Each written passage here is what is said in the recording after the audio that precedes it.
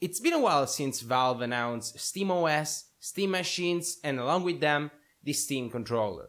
Some people think it's just a normal controller with weird features, some other people think it's the future of gaming. Now, after I got my Steam controller, I hope I can actually say the truth about it and define how it actually works. And most of all, how it works on Linux and how it works with different kind of games compared to the mouse and keyboard and compared to a traditional Xbox 360 controller.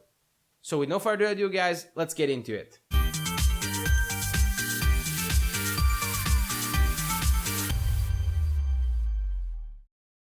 Let's start right from the unboxing. Overall, the unboxing experience was decently pleasant. Nothing extra fancy with the box, but it's on the nice side. In the box, along with the controller itself, you will find the USB dongle, a nice dock/USB extender to place the dongle in a more convenient place, a couple AA batteries, really appreciated, and a USB to micro USB cable to use the controller wired or to use the before mentioned dock. Since the controller uses standard batteries, using the cable won't recharge them of course, but a pair of batteries should last quite some time. Honestly, I would have gone with a built-in rechargeable battery, but hey, this is just a minor issue after all. The batteries go inside the controller handles through the opening on the back revealed by popping out the rear panel, where the grip buttons are placed. The controller itself is a little on the big side. It's definitely bigger and chunkier than an Xbox or PlayStation controller, but it's still definitely comfortable to hold in my hands. I understand that someone with smaller hands will probably have a lot of trouble trying to use this controller properly, but I'm not quite sure. The build quality is nothing exciting. It looks worse in pictures to be honest. In person, it's decently built, but the materials are definitely cheap. The overall feel of the device while gaming is pretty good though. The only weird things are the shoulder buttons. They barely click and don't give much feedback when pressed. And one more thing that bugs me a lot is this lucid black plastic on the front. Honestly, it doesn't make any sense. It's a fingerprint magnet, it looks bad, and doesn't serve any actual purpose. But I think it's time to address the elephant in the room. The touchpads. Oh boy, those touchpads. They're the best feeling part of the entire controller, to the point that I just draw circles on them with my thumbs while I wait for games to load. They're still plastic, okay, but they're kinda soft and the texture on them feels extremely good. They both click as an analog stick would, and they're quite stiff and extremely satisfying to press. About the rest of the input, the A, B, X, Y buttons and the analog stick are a little above the average, but again nothing to brag about. I already talked about how I don't like the shoulder buttons, but the triggers instead are really good. They have a lot of customization settings from hair trigger to soft pull all the way to full pull, and you can assign a different action for any of those events. The grip buttons are another thing that I'm really happy about. They're really intuitive to press, especially for triggering the gyroscope or for some actions like sprint in games. Oh yeah, the gyroscope. This is probably even a better idea than the touchpads. It's extremely precise and aiming with it feels even more natural than using the mouse.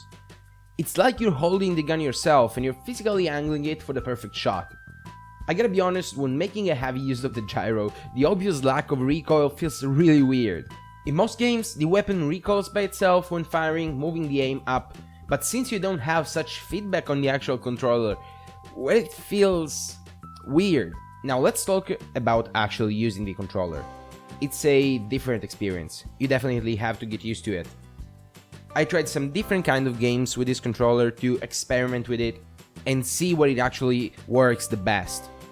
I started with The Binding of Isaac, which is kind of a casual game. Well, more than a casual game itself, the controls are really easy and it's a nice first beginning with the Steam controller. So, The Binding of Isaac is already playable with the controller. It's not the best experience. I still think that using the keyboard for playing The Binding of Isaac is the best experience, but still, using the controller is possible and perfectly playable. Now, using the Steam controller with The Binding of Isaac was nothing too exciting. I mean, it works and it works well. You can use, with the configuration I chose from the community, you can use the two touchpads as the left and right analog sticks. So with the left touchpad you walk and with the right touchpad you aim and fire. it was overall a pretty good experience. I still prefer using the mouse and keyboard for this title. Now, moving on to more demanding games, I tried to play FPS games with the Steam controller, and the first game I tried was Borderlands 2. Now, using Borderlands 2 with the Steam controller was a really pleasant experience. Now, first of all, you have to choose a good configuration, but the community configurations for the Steam controller are really nice. So, once you find the one that fits you perfectly and you tweak it a little bit, it's really nice. Aiming with the touchpad and the gyroscope was the best thing ever. I already talked about how I like aiming with the gyroscope, and honestly, it's like the best experience I ever had with Borderlands 2, to the point that I want to buy Borderlands the pre-sequel now, just to play it with the Steam controller.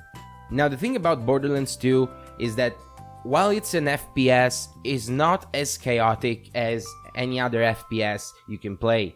So I could get my time and experiment with the controller and get used to it while playing Borderlands 2, and it was a really nice game to test the controller with. And I mean, I've never been so precise in this game before. The gyroscope is just the best thing ever for aiming. I'm so satisfied about it. I tried playing some online games like Payday 2 and Insurgency, but those were unplayable just because they're really competitive and chaotic, and you cannot just go in a game and play with the Steam controller. You're gonna be insta-kicked for a noob, because I mean, you have to get used to the controller, and I'm still not completely used to it. So playing more competitive games, especially online, it's not a thing for now. I have still to get used to it and find my perfect configuration for those games. Next on, I wanted to try a game that was designed to be played with a controller, and I'm talking about Tomb Raider. Now, playing Tomb Raider with the Steam controller was quite a nice experience. It's not as slow-paced as Borderlands 2, it's quite more difficult, honestly.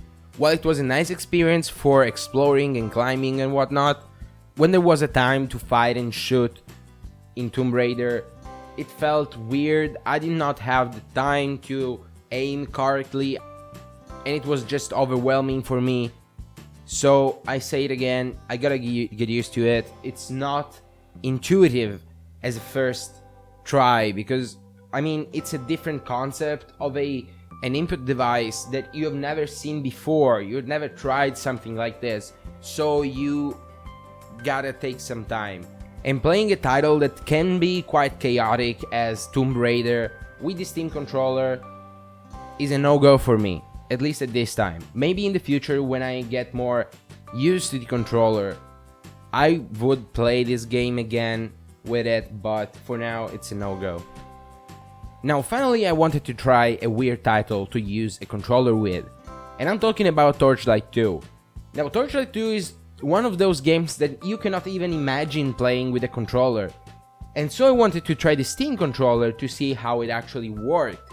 I found a nice community configuration for the Steam controller to play Torchlight 2, and I gotta say, it was extremely weird, okay? It was something I've never experienced before, because Torchlight 2 is a title to be played exclusively with mouse and keyboard. You have to mash that mouse button to walk and attack, and using the Steam controller was okay, but still it wasn't the best experience I would expect.